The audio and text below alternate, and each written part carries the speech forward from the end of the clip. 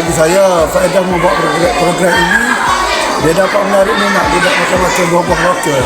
Sebab buah-buah lokal ni memang terkenal lah dengan nutrisi dia, multivitamin, serat yang tinggi, antioksidan yang tinggi. Jadi dia boleh menarik minat budak-budak, anak-anak dan malah cikgu-cikgu sekali dalam makan buah-buah tempatan dan menikmati ekstrak dan kandungan vitamin di dalam. Assalamualaikum warahmatullahi wabarakatuh.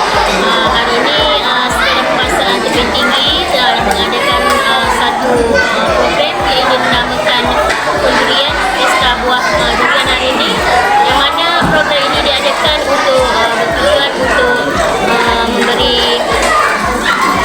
pengenalan kepada anak-anak, kepada pelajar murid kita tentang buah-buahan yang terdapat di sekitar mereka.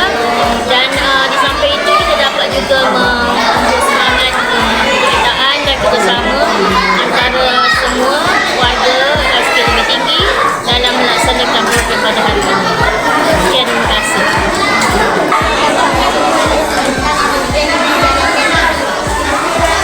Okey, tentang program yang dijalankan ini, alhamdulillah, saya rasa program seperti ini boleh diadakan tiap-tiap tahun.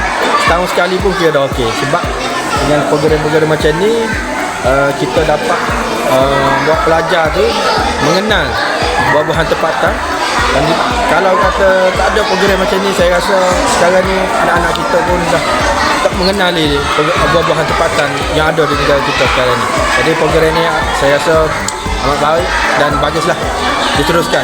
Setahun sekali pun kira okey lah, alhamdulillah dah.